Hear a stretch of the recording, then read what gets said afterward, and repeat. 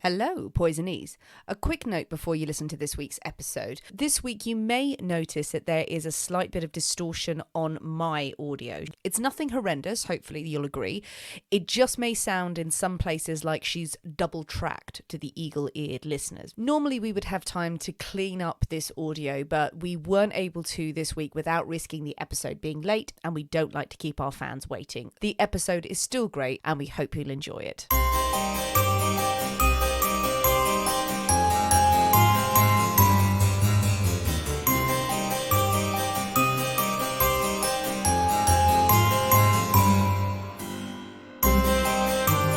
Welcome to the Poisoner's Cabinet. I'm Sinead. And I'm Nick. And this is your weekly podcast exploring the lives of the great poisoners and macabre murders from across the centuries and creating curious cocktails inspired by the tales that we tell. And it's episode 123. Woo! Is it spooky? Is it a yeah, spooky I number? know where that went spooky. It wasn't meant to get spooky. It just went spooky. It just went spooky. It just went there. Go with it, embrace Yeah. it. The spookiness is good. It's almost there. Spooky month is approaching. Oh, it is approaching the day that August ends, not even September. Fall bitches assemble. We will gather our pumpkin lattes, our dark shirts and boots and scarves. It's going to be marvellous. How are you, Nick? God, it's so hot. Is it It's hot again. It's gone hot. It's gone hot. I don't like it. It was cool earlier today, and now it's gone really hot. You're not a fan of I'm the not heat. a fan of the heat. I'm sitting here and I'm sweaty. No one had to know that you were sweaty, but Well, at least they do now. They do now. Well, this is quite surreal because the day that we record this, even though this comes out on a Friday, we're recording this on my very birthday. Your very, very birthday. My very, very birthday. And drinks have happened, people. One or two. Not gonna lie. Not intended. Went round to a friend's Accidentally house. drinking. Always. Went round to a friend's house. Accidentally had some fizz. Accidentally handed a glass of fizz as you walked through the door. Forced down my throat. Came round here. Nick said, do you want a cocktail for your birthday? I was like, yeah, okay. Well, something with the pistachio liqueur. Pistachio liqueur is possibly the new absinthe because I don't know what is in that, but we made a pistachio martini and we have gone insane. Speak for yourself. Nick has been saying things I've been saying that dreadful, I won't dreadful even things. repeat. Now Nick has So I have large... a Negroni to sober me up. The world's largest Negroni has been poured. So this bodes well, Yes, people. because I've got to read things soon. It's going to be dreadful. I'm going to drink more pistachio nonsense. Anything or anyone you would like to poison this Oh, week? the hotness. It so nearly stormed today. It rained, but not quite stormy. Oh, it was just a pathetic It was a bit of like, try harder. But I think tomorrow it's going to be excitingly stormy. Oh, I was ready with my candles, my blanket, and my Yeah. book. Well, speaking of the heat that sends you insane and liqueurs that trick you, I think it's time for us to thank our delicious new Patreon subscribers. Yes, another two of you marvellous people have joined us on Patreon this week. Thank you very much to Steph and Dex. And thank you, Danny D. Marvellous. Very superhero names this week. That's very true. I feel Yes. like they could fight crime. Some sort of cape would be involved, I feel. Or maybe a cape. Yeah. Gets caught in things, though. That's the thing. Wow, but it looks cool. It does. A lot of A latex. lot of latex. Unnecessary latex, I feel. Is latex ever necessary? I mean, it's never necessary. So I think all latex is probably unnecessary. It's bad latex that they're wearing. It Well, I don't squeaks know. a lot on their I think approach. unnecessary and bad are two different things. It's unnecessary but good. Yeah, absolutely. Some can be unnecessary, but fucking awesome. It's unnecessary, but it's very, very cool. No, okay, everything wipes clean. It's Exactly. good. Pistachio liqueur slides This right comes off. right off. Well, Nick, are you ready I think probably should do something.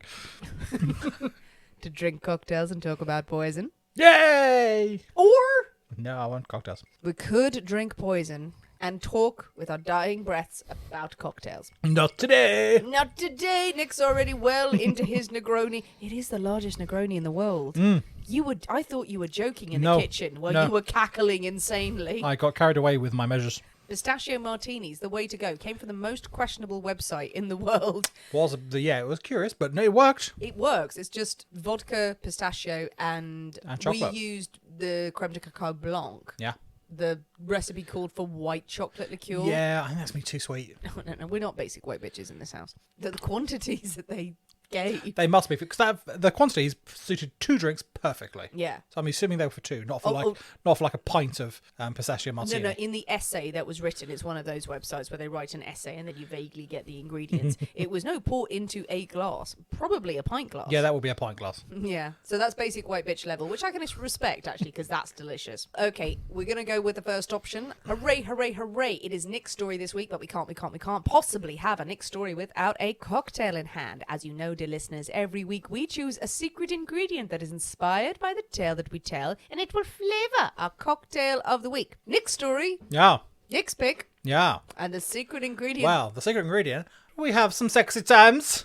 Is the secret ingredient sex? The secret ingredient is sex. Finally, it's happened. Yep, absolutely. 123 episodes in. Time for some sex, people.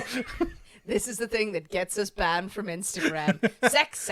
It really does depend on what image you use for the Instagram. It also, and I can't stress this enough, if you have certain words banned from your Instagram post, a load of people aren't going to see this. So if you've not seen our posts, it's because we put sex all the way through I mean, if you just put sex in a post, it's not a rude word. It isn't. It should be embraced. It should be celebrated. It should be practiced. If you put some sort of expletives in there, then fair enough. Well, my first draft was rejected. Yeah. But I don't think sex should be rejected. Instagram is a dear old maid who gets frightened about things. So hopefully you've seen our post. But sex is a secret ingredient. Sex dance. Now I can get on board with this. I'm glad. But I'm also really frightened. I'm surprised this hasn't come up before, to be honest. In 100, there's so many puns. I know. We've got to leave the puns behind us. It's come up because there's too many. So I can't not. My brain is melting from the amount of puns. And we're a sophisticated professional show. We do our research, we delve into the books and history, but the slightest hint of anything that is lowest common denominator, and we're knocking back the pistachio liqueurs and shouting out the puns. Absolutely. Let's go with it. We're British after all. Wait. The history of carry-on films behind us. Oh, God. So sex is an ingredient. I mean, it adds some spice. Add some spice. Just leads to things. Cocktails lead to sex. It is your birthday. Stop it. Yeah, I know. He was shouting stuff in the kitchen that was very quite weird. funny, making Sinead really uncomfortable. It's quite fun. Just wandering around going, soon you'll be my wife. My wife now. So with sex as the... Sexy we sex. can't just say sex once, apparently. Apparently not. And this is the week after we had that beautiful message from the person who said both their nieces listened to this. I am so sorry. Don't ask questions if you're listening. What have you come up with? So this week, I mean, there are a lot of sexy cocktails. Sex on the beach. But well, I was wondering, but that's dull, very boring. So, sweet, silly. None of that. Pistachio Martini? Pistachio Martini? It has None a of that. place, but not so much. No, none of that. So we are going for something a bit more sophisticated. We like a sophistication of our sophisticated sex. We're all wearing top hats. We're all wearing top hats. Canapes have been served. Absolutely. This is very formal. We are having this week, see if I can say this right. Oh. Psychopathia sexualis. What? Oh, psychopathia? Psychopathia. Name comes from a book written in 1886, The Psychopathia of Sex, Latin version of Psychopathia of Sex, yes. Which is the first sort of medical scientific work on deviant sexual behaviours. And it's where you first get sadism and masochism used in sort of technical terms. In technical terms. In this book written in sort of by Victorian people with top hats and things. Sounds like a fantastic cocktail. The most depraved sexual acts, or the most kind of middling sexual acts. Middling ones. I mean, today they'd be like vanilla by today's standards. I don't know. I think those Victorians, they knew a thing or two, but behind closed doors. Whereas today it's all in front of closed doors. Today it's all in front of a camera. I sense Nick has done research. Shush. Wonderful. I am excited in many ways. So I think it is time for us to go into the Poison's Cabinet kitchen, use the secret safe word, and shake up a storm. So we'll see you in a minute. We'll see you in a bit.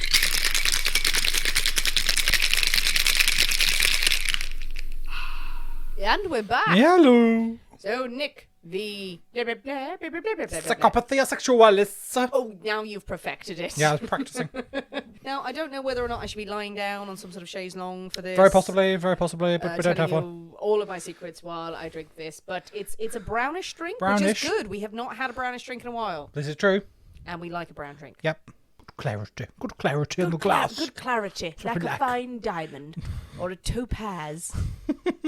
See, I know stones. Well done, you. Excellent. Okay, I think we should dive in. Merry Christmas. Merry birthday. Oh, merry birthday to me. Merry birthday, you. Merry birthday to me and to all of you celebrating a birthday. Yum, yum, yum, yum, yum, yum. Interesting. That's subtler than I thought. It is.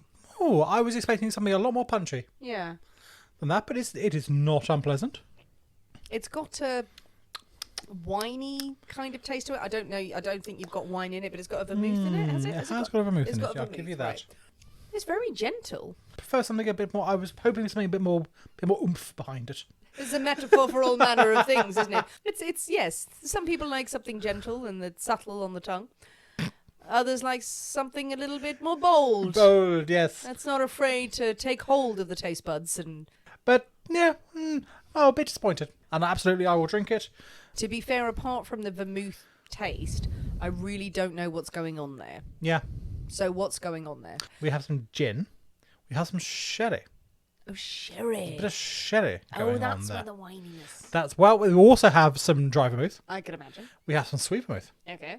And some orange bitters. That's it? That's it. Limited ingredients? Very good. Equal parts of each. Yeah. Apart from the bitters, just a dash. And then stir.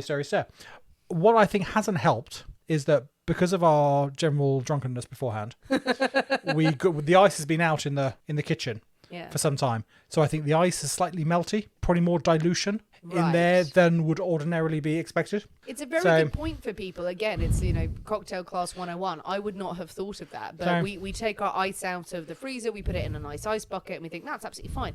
The longer that it's out, the more liquid the ice becomes, the more dilution. And just the wetter and the easier it is to melt because the warmer it is. Indeed. So there's more dilution, which I think, but it tastes a lot weaker than I thought it was going to be with gin, sherry, and 2 types of vermouth. Perhaps just my taste buds have become dulled to to things, and I need a whack of alcohol to. I will be so bold as to venture an opinion. Because it's a brown drink, maybe you're thinking that it's going to be really bold and spirit forward. You're expecting that bourbon-y, cognac-y, Calvados, whatever we have in there. With gin and sherry and a bit of dry vermouth. It is a lighter thing. Tiny bit of, we get equal parts of sweet vermouth. It is going to be light. You're absolutely right. I wouldn't expect this to be bold and spirit forward, and it's perfectly pleasant. Oh, absolutely. It's quite elegant, actually. It's quite a sophisticated drink. There's nice complexity to it because we're so used to the brown drinks being punch you in the face. And I had just drunk a pint of Negroni before this. You have. Tainted my taste buds somewhat. It's like after a very long time of a lot of toxic relationships and someone just takes you gently by the hand. And this is what this cocktail is. And it's weird. It's kind of a soft boy in a glass, isn't it? Oh, God, it is.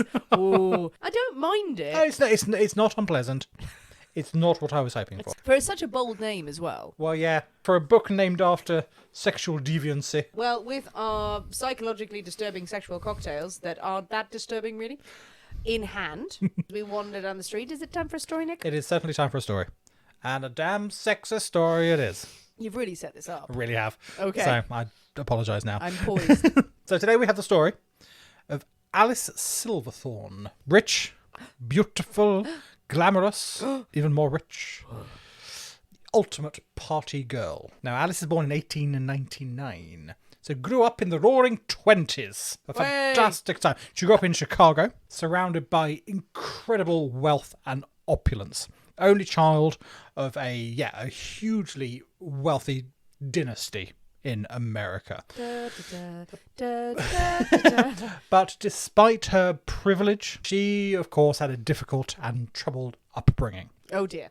Now, her mother died when she was only 8 years old of tuberculosis, and left Alice almost fending for herself, really. Yes, she was surrounded by governesses and staff and servants and maids and all this sort of stuff. But they all bowed down to her. She was the mistress of the house now. She had no guidance, really, of how to work in this elite world. And she found it a huge struggle and incredibly stressful. And she was soon diagnosed by the best doctors of the time with a variety of various womanly conditions. Melancholia, hysteria, all these things.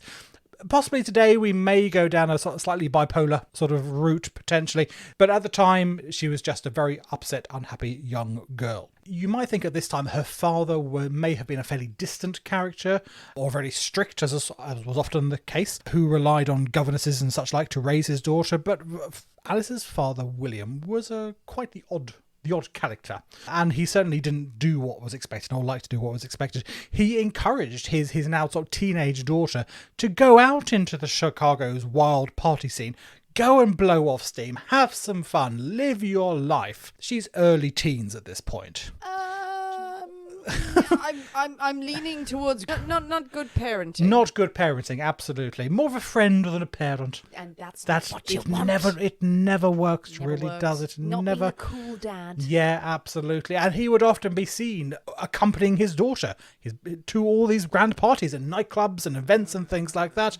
He would go with his daughter on his arm. People of Chicago began to take note of this slightly peculiar relationship, especially considering the time where girls were presented by their mothers when they were 16 and came out into society, and it was all very formal and very structured. Alice and her father had none of that. They were wild and lived life as they liked. They frequented all the fashionable nightclubs. Gossip starts to spread. It was starting to get, this is not the done thing, it was starting to get a bit weird. William was incredibly annoyed by all these rumours that were going on, all this gossip behind his back, and he decides to take his daughter to France.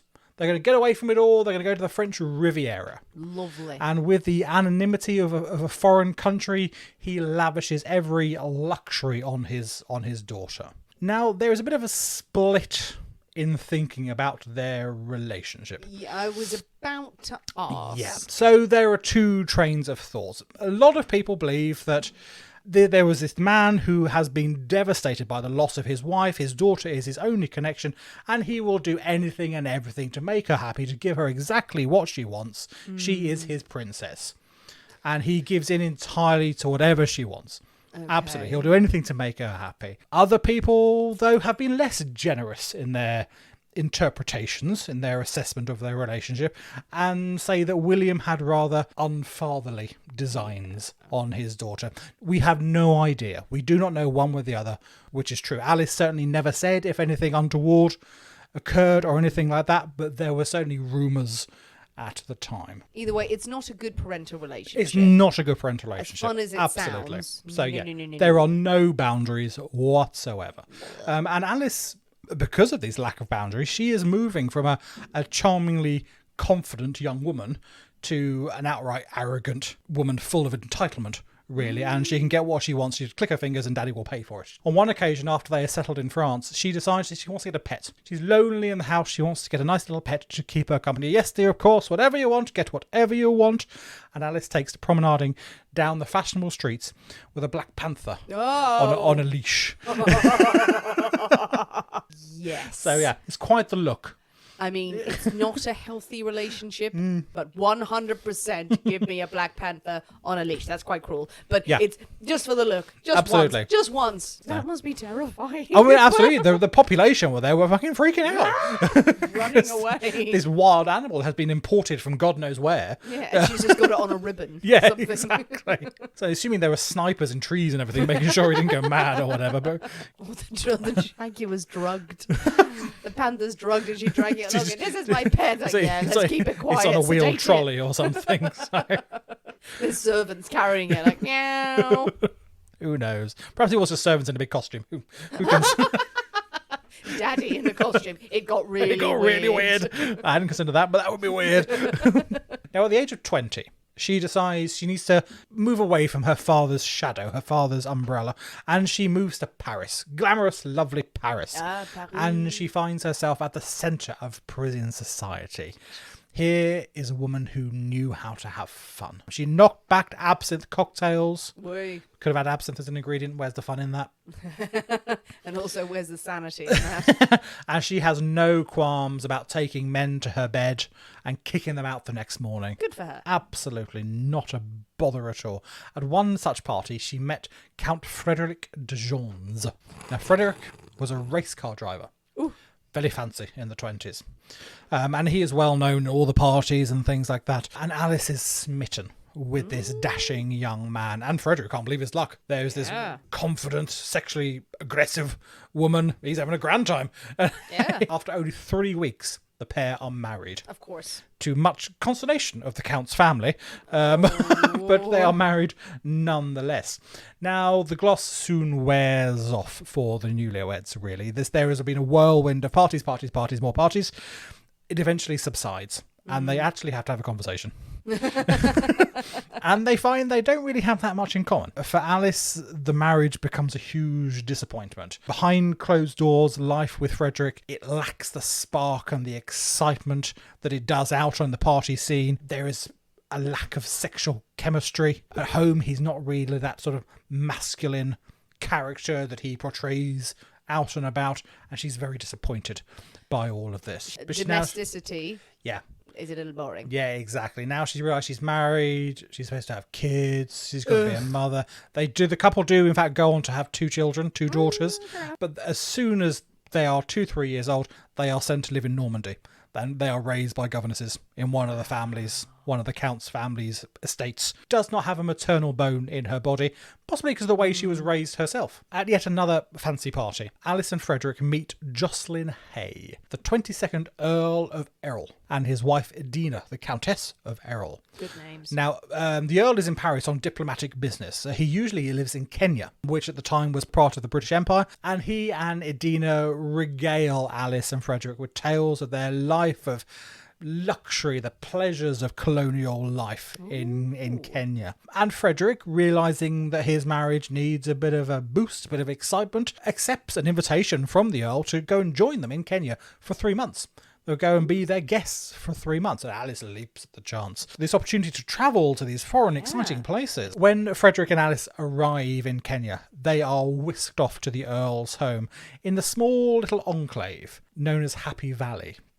Is it a happy valley? It's really? a very happy valley for the Europeans. It is a very small sort of community of European, mostly British sort of aristocrats whose lifestyle really does put sort of the roaring 20s to shame. Servants manage plantations and ranches and stuff like that. The Europeans, they hunt, they party, they play polo, they shag, they take drugs, they drink 24 hours a day, pretty much. And they're having a fantastic time. That does sound very cool. I cool. mean, it sounds very, very exciting. But it's not good. It's not good. It's not good. But away from the usual restrictions of British society, which are very, very proper, can't be having any fun whatsoever. Edina and Errol, they have thrown off the old repressions and they live life to complete abandon. They throw parties that last for days at a time, where they have a rule that every person has to sleep with someone else other than the person they've arrived with before the party can finish. Before anyone else is allowed to leave, you have to shag someone else. Just one person. It could be multiple person, but everyone has to shag someone else. At least one. At least one. At first, I thought you have to shag everyone else in the party. No. This is a lot of admin. No, just at least one. Just at least one person who wasn't the person you arrived with. Imagine turning up at that party and there's some people rubbing their hands.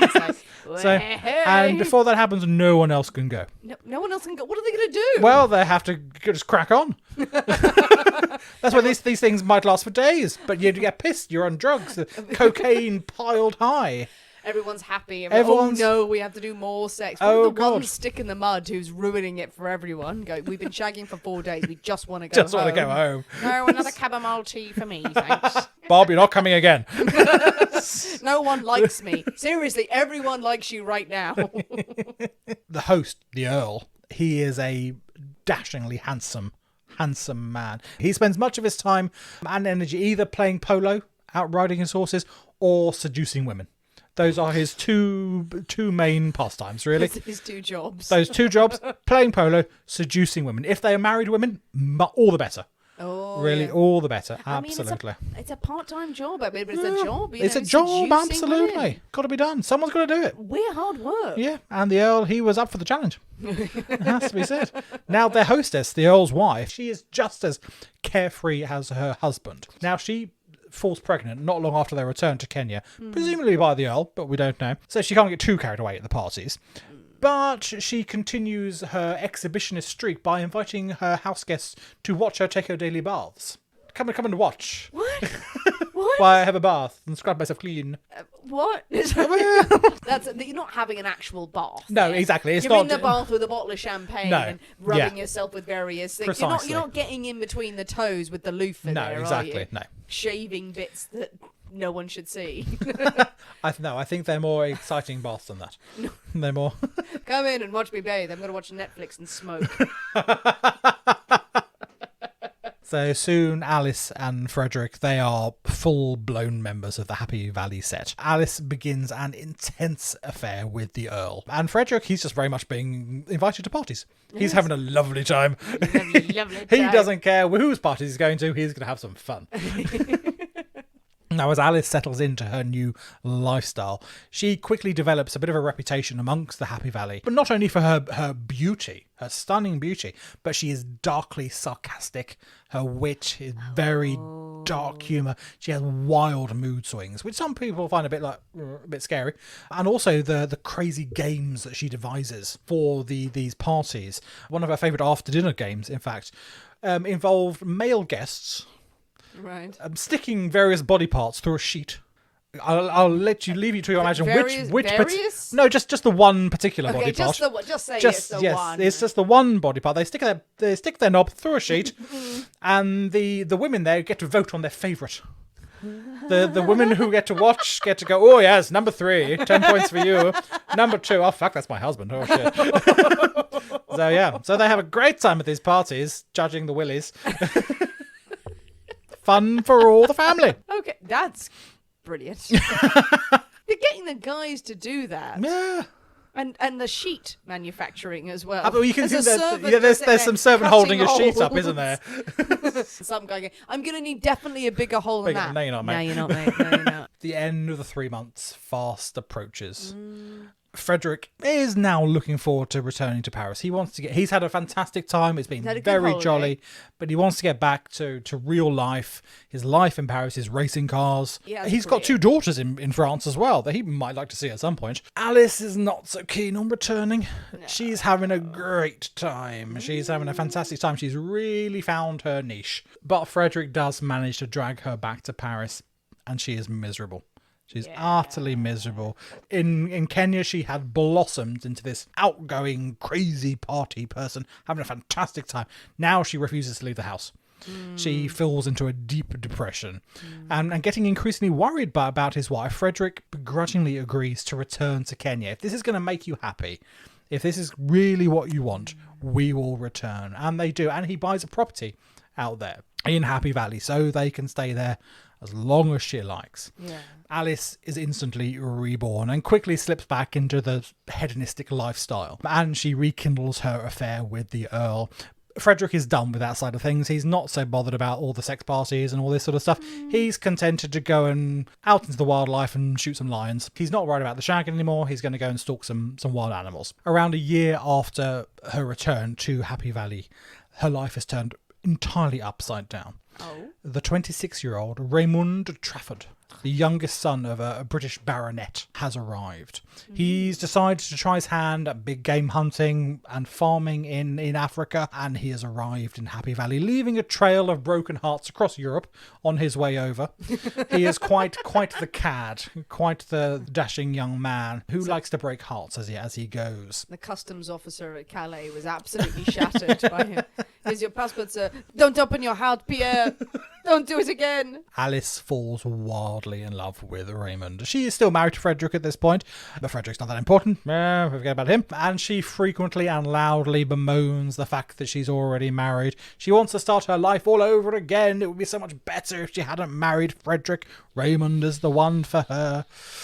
And after much cajoling, Raymond promises to marry Alice if she was able to get a divorce from Frederick. Alice is delighted.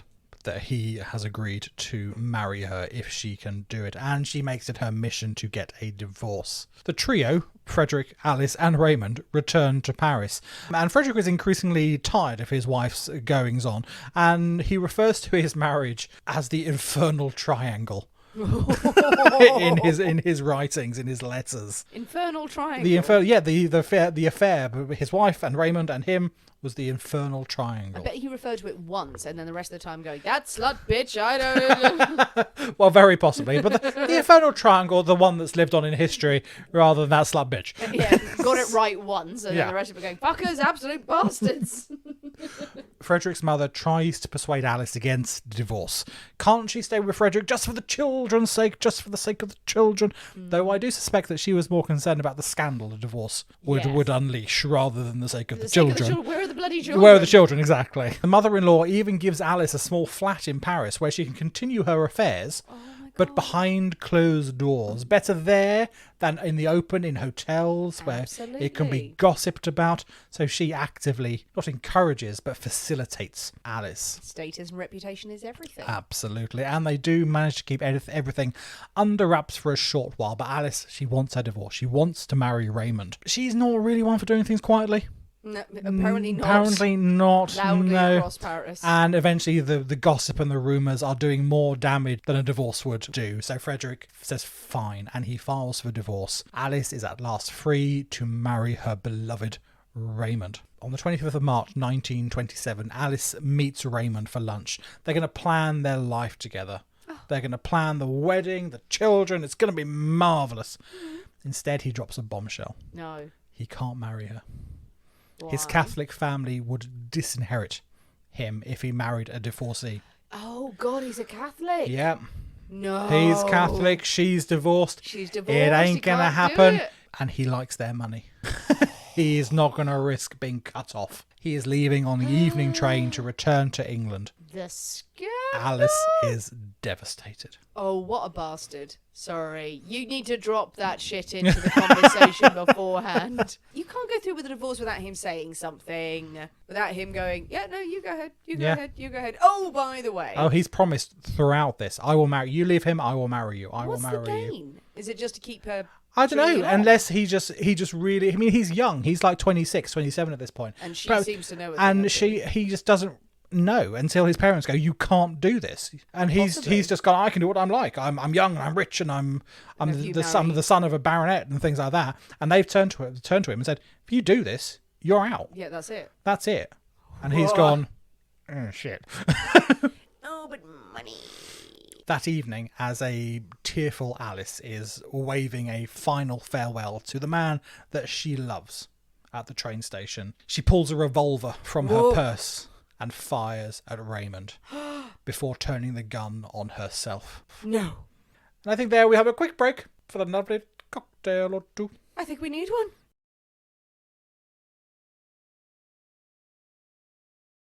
So we have... our drinks, Nick. It's feeling very dramatic, though. Well, indeed. We just left Alice and Raymond bleeding on a train platform. Shot days later. Alice wakes up in hospital. Miraculously, both Alice and Raymond have survived the encounter.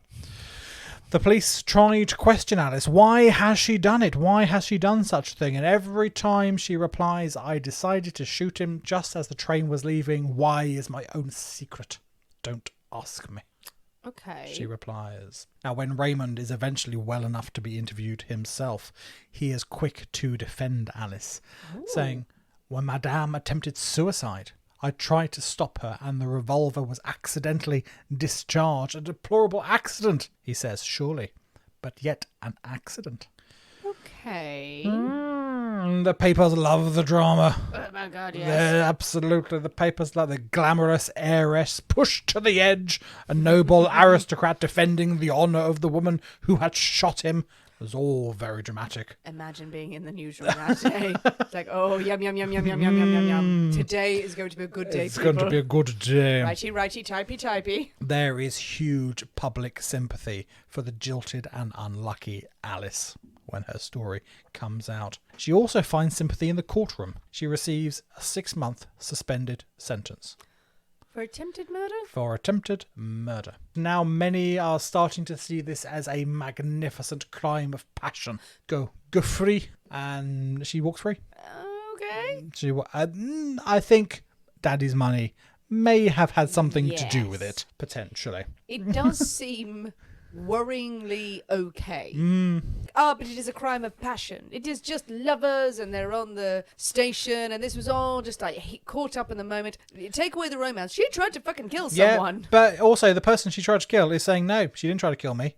I tried to save her. She was trying to kill herself. I saved her. It was an accident. So he is on the stand going, no, that's not what happened. If you don't want to press charges, you're don't like, want to press charges. not. Witnesses, there are train guards and things, and other passengers have seen what's gone on. They say, no, she definitely tried to kill him. But he is not wanting to press charges. So she is indeed released. Now in Paris. Now, despite her new massive celebrity, her reputation in society is fucked. In the high society she is used to, doors are slammed in her face. She's not having a good time of it. She tries to return to Kenya, but she is refused entry into the country as an undesirable person from the reputation she now has, and she is forced yet again to return to Paris. But this time a friend's in town. Dear old Jocelyn Hay, the Earl of Errol. Oh. He's back in town. This time with a new wife in tow. A very rich new wife in tow. Who knows what's happened to Adina and the pregnancy.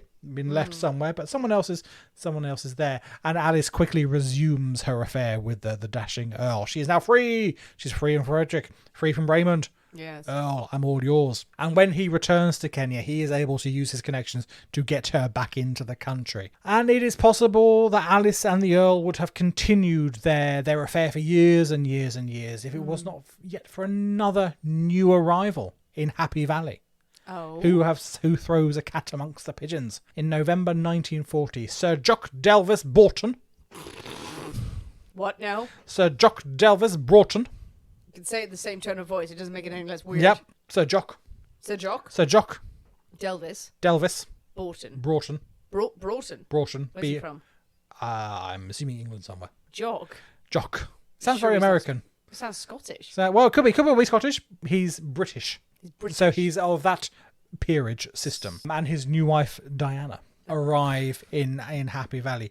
Almost immediately, the 27-year-old Lady Diana, who is 30 years younger than her husband, she becomes the new reigning beauty of Happy Valley. Oh. And Alice hates everything she's about her. Suddenly a younger woman comes on the scene. Yeah. Girls, embrace the sisterhood. Alice embrace is now, your sisters. she's 40, 41 or so. This new 27-year-old comes along. She is the new queen bee. Everyone is instantly smitten with Diana, including a young Coldstreams Guard officer, a chap called Dickie Pembroke, who Alice had her eye on, but he can see no one but Diana now. As soon as she arrives, it makes it even worse when Diana turns him down because he doesn't have a title, and he comes crawling back to Alice. Oh yeah, the leftovers. Yeah. She is now resigned to get Diana's leftovers. The indignity of it all. Absolutely. Lord Errol, though, the Earl of Errol, he's got a title. He's got a very nice title. By Christmas, the Earl and Diana are seen dancing together at all the clubs. In a manner that would some say is rather indecent. Okay. Very indecent dancing going on, and it becomes obvious that they are now having a wild affair under both her husband and his wife's noses, really. Within weeks of this, Diana's husband, Sir Jock, who has been a friend of the Lord of Errol, he quietly gives in to the inevitable and he agrees to divorce Diana so she can pursue the Earl. Okay. Is the Earl really interested in marriage here? Well, it seems that's what Diana's designs are. He's a step up from Sir Jock. He wants to marry into she wants society. She wants to work her way up the peerage, the nobility. I mean, the Earl's already married as well. At this point. Seems like she's got slightly more... She's ambitious. She's got better designs in terms of, I'm going to marry into high society rather than just sleep with all of high society. Yeah, absolutely. Alice is enraged by this. She had quietly convinced herself, I think, that this fling is going to burn itself out. It's an infatuation. She's the new thing in town. Soon he's going to come back to her. She is his favourite mistress. He's going to return to Alice. But marriage How fucking dare he? This is a fun story for me to hear on my 42nd birthday. I point out. Well, don't be going shagging any lords, okay? It's the moral of this story. Don't go Shag down, not up. don't go chasing some lords. Don't go chasing noblemen. On the night of the 23rd of January 1941, Alice's lover, Dickie Pembroke, arrives home after a night out. He reports to Alice that Sir Jock had just proposed a toast to the future of his wife and her lover. Wow. Then, to the laughter of the crowd, he tells the Earl to have his soon-to-be ex-wife home by 3 a.m. So quite either he was into the sort of more cuckold lifestyle, or he was just resigned to the fact this was going to happen, so he might as well just get on board with it because it's going to happen whether he wanted it to or not. You know what? I slightly admire that. If you're going to be humiliated publicly, lean into it. Ooh, oh my God, the drama, Nick. I don't want to be any of the lead players, as I've said before. I want to be there, just hoovering up nachos, sipping wine, watching this unfold. Now, no one can be exactly certain about what happened later that night. But we do know that at some point as the Earl drove home, presumably after dropping Diana home, he stopped for someone at the roadside. That somebody then fired 2 shots from a revolver at the Earl, point blank range. His body was discovered by 2 dairy workers a few hours later, and they alerted the police. Now, when news broke of this murder, the murder of the Earl of Errol, Diana is inconsolable. But Alice is somewhat more detached and immediately demands to see his body at the mortuary. A friend who accompanied her there remembers her passionately kissing the Earl's lips and declaring, "Now you are mine forever." Anyone who's in that room, the mortuary assistants are being very respectful. They're also like, oh my God, that was really dramatic.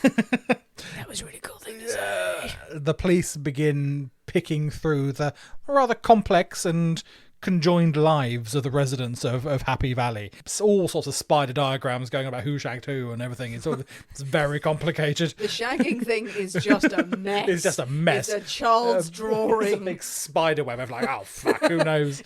You know, just like an absolute scrawl. And there's one detective standing there scratching his chin like, I'll work this out. Yeah. By God. Sir, it's just a cloud of crayon. There's the Earl in the middle. Now, the obvious suspect, they think, is the cuckolded husband, Sir Jock Delvers Broughton. He is the obvious suspect. They know what has happened, that his wife is leaving him for the Earl. Yes, in public he seems to be quite content or quite accepting of this relationship, but deep down inside he's humiliated. But is he really just fuming at this? They know that a protracted investigation into the Happy Valley set is going to reveal all manner of debauchery, and they don't really want this to get out in the press. No. They don't want sort of earls and lords and counts and sirs and things like that in the paper. They're in Kenya. They don't want this in the British tabloids or anything like that. So they think they'll quickly get a resolution on this. Done, dusted. They charge Jock with the Earl's murder. But what of Alice, they think? A lot of people go, well, what of Alice? She certainly has a grudge against the Earl, and she's not known for her anger management, really. The prosecution has even received 2 anonymous letters pointing the finger at one of the Earl's discarded mistresses, which everyone assumes to be Alice. But still, Jock Broughton, he seems like a much more obvious suspect. Much probably easier to prosecute. Alice's takes to visiting Jock every day in jail while he awaits his trial. Really? She had never shown the slightest interest in him until this point, but now she becomes one of his most ardent supporters. She assures him that he cannot possibly be found guilty. There's just no evidence against him whatsoever. You'll be fine. It'll all be great. Right. At trial, witnesses come forward attesting that on the night in question, Jock had been so blind drunk that when he had left the club, he could hardly walk, let alone aim a gun and fire and hit something. Also at trial, Alice's lover, Dickie Pembroke, he is also called as a witness to say, well, Alice couldn't have done it because the defence were leaning, or whatever, someone else. They were trying to cast doubt on the Jock as a suspect, going, it was Alice, it was all Alice. And Dickie Pembroke was called, and he said, no, Alice was in bed with me at the time. Okay. Couldn't possibly have been her. In the end, Sir Jock is found not guilty. Good. There's just not enough evidence against him. The mystery of the 22nd Earl of Errol's death remained unsolved. Months later, we're now looking the morning of September the 27th, 1941. Alice sits at home at her bureau writing 5 letters. When she is done, she changes into her finest gown. She swallows a huge dose of the powerful sedative Nembutal. She lays down on her bed, pulls out her revolver, and shoots herself through the heart. She is found later that day by her servants, who instantly call her Dr. William Boyle. He is summoned, he arrives, it's far too late. For Alice, she is dead. He finds 5 letters at the scene. 1 addressed to her lover, Pembroke, 2 to her daughters, a suicide note, and 1 to the police. The contents of the letter to the police have never been officially released. But Dr. Boyle revealed that he had read the letter before handing it over, and according to the doctor, the letter contained Alice's full confession to the murder of the Lord Earl. Oh, right, okay. Now, it is likely that the letter passed to the Attorney General, who happened to be the prosecutor at Sir Jock's trial. Right. And did he really want to open a can of worms? This whole thing, did he really want the publicity of this getting out? The Earl is dead, Alice is dead. What difference does it make now? Jock was found not guilty. No one's in prison. No one's been executed for this murder. No one's under suspicion. Does it really benefit anyone releasing this to the world? And they decide no. And so nothing is ever revealed. And the Earl's death is still officially unsolved. And there we go. The tale of Alice Silverthorne, Ooh. Alice de Janzé, and Alice many other names by the people she married. Da, da, da. Very dramatic. Marvellous story. Such a sexy story. It's a very sexy story. There's a lot of sex in there. But a lot of good drama. A lot of good drama. There's a lot of dramatic scenes in Yeah, that. I mean, you want a dramatic scene. In her suicide note, Alice's final wish was for her friends to host a cocktail party over her grave. Yes, 100%. Whether that happened or not, we don't know. But apparently it was in the letter If they that she didn't, they're all requested bastard it. friends. Yeah, that's what we would do. I like it. Good story. It's a good story. There's lots of drama there. But unsolved, the Earl's murder. So she's confessed to it. She's confessed to it, but in this letter that never really sees the light of day, really. Apart from the doctors read it, the police have read it, and presumably gone, nope. We're not going to deal with. We're not going to touch. We're not going to touch that. It's done and dusted. Yeah, we don't want to open up this anymore. We don't want to open. The person who was wrongly accused, though, and cleared, is still live under a shadow. Maybe yes, potentially so. But I suppose he didn't know any the wiser. He didn't know that this was theirs to fight for it to be released. This confession to be released. It's a huge public expense. Yeah. To reopen a trial. Reopen a trial for a dead person. Yeah. For a woman who is dead, what does it really gain anyone? And I mean, yes, she has motive. She knew the Earl's movements. She had shot a lover before, so she had practice What a whim. on this. The shooting of lovers on train stations and in cars and such. Don't do it. We don't delve into a lot of modern high society, because this is modern, I'd say, in the 20th century, and everyone having the parties and all living the debauched life. There are no boundaries. I can do whatever I want, and I've got money, so I can get away with it. She certainly had that. It seems like she has lived the life of I can do what I like. Definitely. And maybe leaning into, in that society, that idea of the crime of passion. It's explainable because it was just the heat of the moment. It's like, it does seem a little bit premeditated. Let's see. Yeah. Well, what do you think, people? What do you think of the story? We love a bit of drama. There is obviously murder behind it. So do you think this is premeditated murder? Do you think it was something that Alice had planned for a long time? Or do you think it's a crime of passion? It's in the heat of the moment. Dive onto the comments of wherever you listen to this episode. Tell us what you think of it. Tell us more stories of crimes of passion that we could possibly cover. But most importantly, mix yourself up a cocktail while listening to this. Should you mix up the Psychopathia sexualis? Now, should you? Should you? I want to try it again. I do want to try it again because I think it is subtle but interesting. I think if I hadn't had quite as much to drink before having that one. I think because I was drinking quite a hefty Negroni beforehand. I would defend you on that one, Nick, that you have drunk more before we've sampled lighter cocktails. But I do think that it was a bit nothingy. Yeah. It's very, very subtle. It's very nice. Aperitif. That's what it is. It's an aperitif. I don't think it would last the night. No, I don't think so. Very gentle in its flavour, but was very much overtaken for the need for Negronis and more pistachio liqueur. What you should mix up is, and I never thought I'd say this, a pistachio martini. Absolutely. We'll put the recipe out for that as well. It's not a martini, people. We've banged on about it. It's not a martini, but I'm converted. Pistachio liqueur, vodka, and a Chocolate. creme de cacao, a blanc one if you have. If you have a dark one, it will look a weird colour, but it will be fine. Some recipes call for like white chocolate liqueur. Don't do that. It's horrible. That's all it takes. Mix it up, stir it up, and it tastes like alcoholic pistachio ice cream. Put it in your face, put it in your mouth. It's delicious. If you do decide to mix up a cocktail, then do share your pictures. Let us know what you're drinking. We love to see. We love to be nosy. Let us know what you're drinking this weekend. Make sure you join us on Patreon for more episodes, and thank you to everyone who has shared new reviews for The Poisonous Cabinet on Apple Podcast and wherever you listen to your podcast. We read them. They are making such a difference to the show, so please leave us a review if you can. And we're going to tell you, yet again, to vote for Real Life Ghost Stories in the Irish Podcast Awards. Do. The listener's choice. Vote for them. It is so important that they win this one. They were third in the British ones. They need to win Irish Podcast Awards. So cast your vote very soon.